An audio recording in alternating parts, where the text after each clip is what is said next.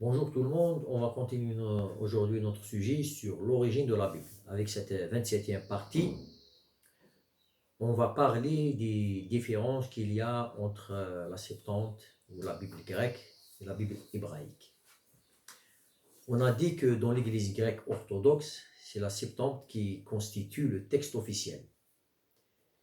Les catholiques modernes, dans leur Bible, publient les deutérocanoniques et traduisent sur les langues anciennes en cherchant une ligne moyenne entre l'hébreu et le grec des Septante.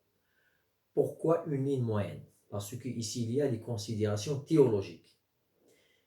Car la Septante offre aux chrétiens une lecture qui peut justifier leur dogme et leur foi et leur théologie. Par exemple, dans le texte, je peux citer un exemple comme ça, dans le texte qui, dans l'évangile de, je ne me rappelle pas bien, Matthieu ou Luc. Voici la Vierge va enfanter un enfant qu'on va appeler Emmanuel. Ici, le mot Vierge est un problème pour les traducteurs. Et les Juifs, dans leur Bible, ils ne disent pas Vierge, ils disent la fille ou la femme. Ils donnent un nom hébreu qui n'est pas traduit par le mot Vierge. Mais dans les Septante, on a le mot qui est dans le sens de Vierge. Alors les chrétiens, ils ont besoin de cette lecture-là, c'est pour cela qu'ils adoptent le texte grec. Parce que ce texte-là leur fournit un prétexte pour leur théologie. Mais dans les autres lectures qui n'ont rien à voir avec la théologie, ils peuvent faire un retour au texte hébreu. Et la même chose, on a des lectures qui sont plus explicites dans le texte grec que le texte hébreu. Pourquoi? Parce que le texte grec a expliqué d'une manière directe et indirecte le texte hébreu. Et en plus de ça, c'est un texte plus ancien. Et des fois, cette lecture qui est explicite est corroborée par d'autres traductions très anciennes. Alors aujourd'hui, on peut parler des différences entre la Bible grecque et la Bible hébraïque. Et ces différences, on ne va pas les citer, mais on va seulement les résumer. Par exemple, la première différence, le texte hébreu est traduit en grec avec des variantes, des omissions, des additions importantes. Ça veut dire la Septante contient des omissions, ça veut dire des textes en moins, et des additions, des phrases ou des versets en plus, et des variantes. Qu'est-ce qu'une variante? C'est un texte qui donne un autre sens. Ça veut dire si je dis que, par exemple, je peux citer une histoire sur un prophète ou sur une épisode, une guerre, une prophétie, on peut trouver une variante. Que tel homme avait vécu 50 ans, mais dans un autre texte, on va trouver qu'il a vécu par exemple seulement 20 ans. Ou quelque chose comme ça. C'est des variantes, ça veut dire que le texte varie, le sens varie. Les variantes les plus importantes, on peut les trouver dans le livre de Daniel et d'Esther. Ça veut dire le texte grec de Daniel et d'Esther diffère beaucoup de celui du texte hébraïque. Deuxième remarque, des livres qui n'appartiennent pas à la Bible hébraïque, mais dont plusieurs reflètent un original hébreu ou araméen. Il ne faut pas oublier que déjà au temps de Jésus, ça veut dire au 1er siècle, et même avant, les Juifs ont commencé à écrire en langue araméenne certains de leurs textes sacrés et qui sont entrés dans le canon chrétien. ce qu'on appelle les deutérocanoniques. L'Église les regarde comme inspirés au même titre que les livres canoniques hébreux. Qu'est-ce que ça veut dire? Ça veut dire que la Bible hébraïque contient 39 livres. Et la Bible chrétienne, elle possède 7 livres en plus.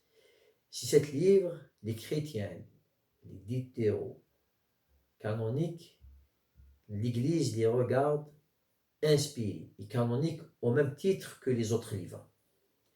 Elle les a reçus comme ça, elle les a adoptés comme ça. Si des livres canoniques, au même titre, ça veut dire la Bible chrétienne contient 46 livres, tous canoniques. La troisième différence, on peut dire que bien que les pères de l'Église ou les anciens écrivains ecclésiastiques n'ont pas reçu de l'Église chrétienne certains livres. Par exemple, Esdras 3 et 4 et d'autres livres, etc. Ces livres-là ont été utilisés ou on peut les trouver dans la Bible grecque chrétienne.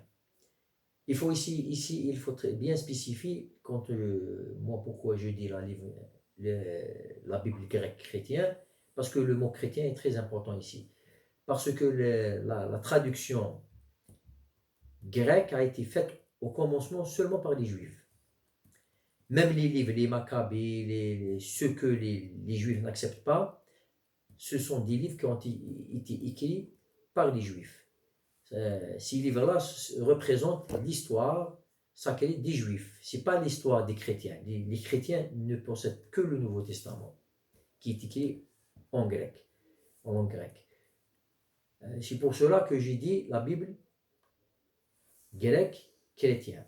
Parce que si les chrétiens qui les ont adoptés en tant qu'écriture sacrée pour justifier leur dogme, leur théologie et leur foi.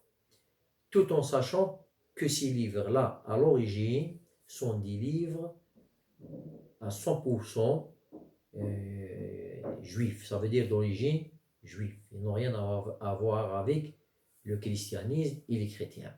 Les chrétiens les ont seulement adoptés.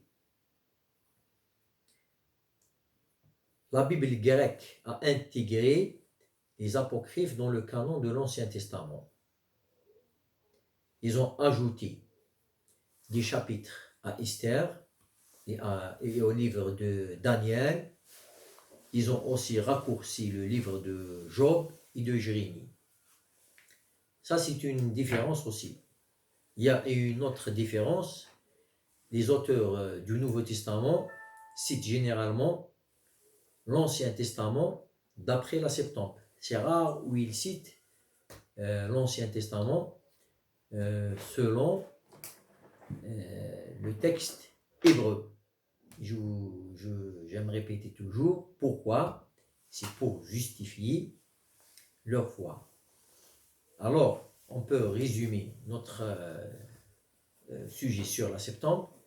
La Septante, c'est un texte qui a été traduit par les Juifs, puis augmenté au fur et à mesure, et au 1er siècle, avec l'avènement du christianisme, il a adopté par les chrétiens. Et ce texte-là contient beaucoup de divergences avec le texte hébreu et que les chrétiens ont adopté pour des raisons bien spécifiques.